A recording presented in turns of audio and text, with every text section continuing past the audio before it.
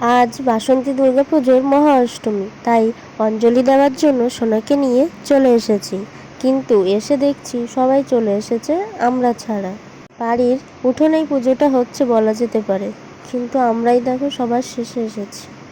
সোনা তো এখানে এসে খুব খুশি হয়েছে, কারণ সোনা লোকজন খুবই পছন্দ করে, একা একা থাকতে একদমই পছন্দ করে না। যখন বাড়িতে আমার সাথে একা একা থাকে কেমন অস্বস্তি বোধ করে, কারণ আমার সাথে একদমই থাকতে চায় না একা একা।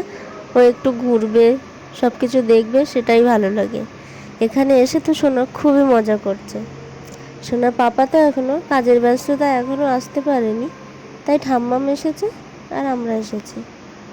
সোনা তো এখানে এসে খুব মজা করছে।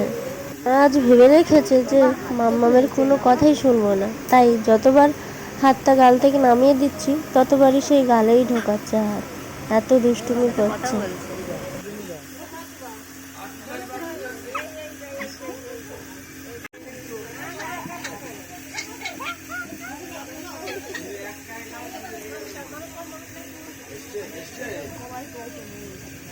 সবাই অঞ্জলি দেওয়ার জন্য ব্যস্ত হয়ে আছে, কারণ সবাই উপোস করে আছে, তাই বলছে কখন হবে কখন হবে।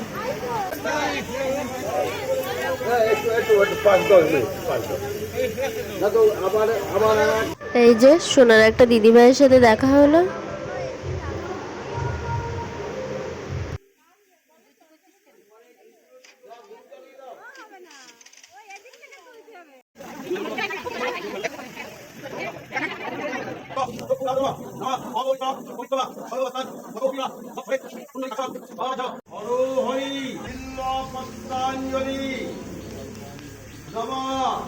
শ্রী শ্রী বাসন্তী দুর্গা দেবী শ্রী চরণায় নমঃ নমঃ।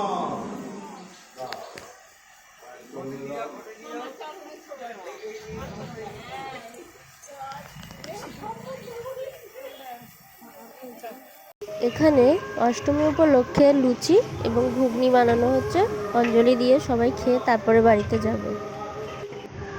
আজ অশোক অষ্টমী, তাই আমি 8টা অশোক ফুল এবং 8টা মুগ ডাল নিয়ে খেয়ে নিয়েছি। তারপরে আমার উপোস ভাঙব। এরপরে আমি এই যে খেয়ে নিচ্ছি একটু।